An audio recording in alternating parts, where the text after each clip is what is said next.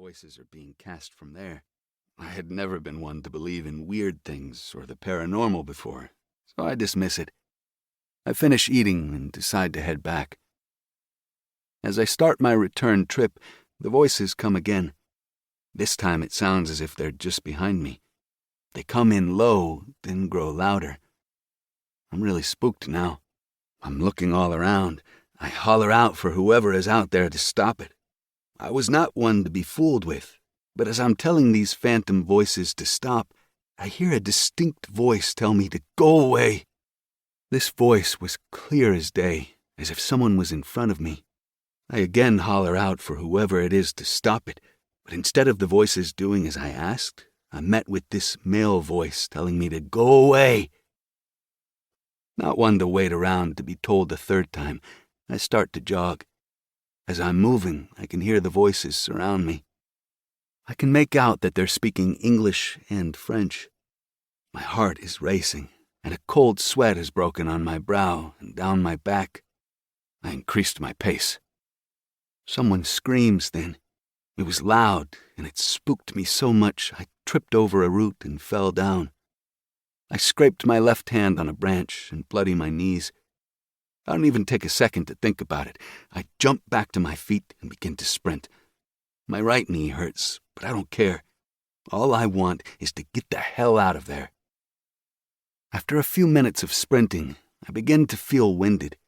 I slow and then notice I don't hear the voices anymore. I stop and look around. Nothing. Not a sound but the leaves in the wind.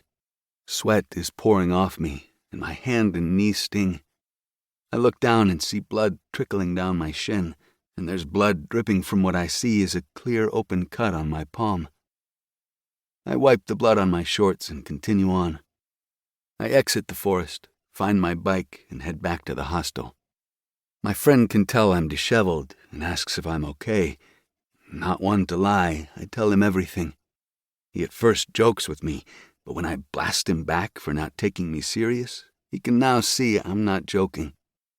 He listens intently and apologizes. Later that night, we run into some girls. My friend casually brings up the incident, and one of the girls replies there are ghosts and spirits all throughout the forest, dead soldiers from the war. I'm not shocked.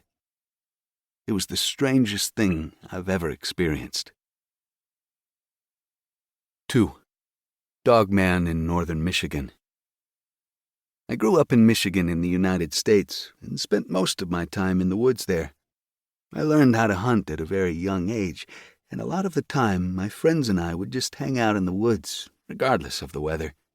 We were typical country boys, I guess you could say, but we didn't know anything else, and so it's how we passed the time when we were bored.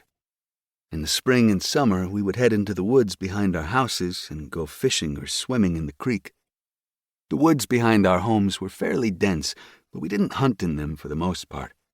My two best friends and I would go on weekend or sometimes week-long trips to camp and hunt nearby where we lived, but not right in our backyards. Our parents were friends, too, and so it worked out that when my father would take me camping and or hunting, my two best friends and their dads would normally be coming with us.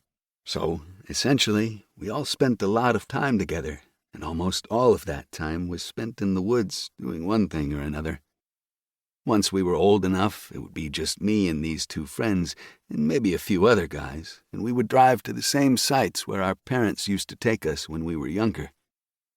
I have so many fond memories of things we did and times we spent out there in Mother Nature. However, there are some times that weren't so pleasant, and that I would just as soon forget and never talk about again.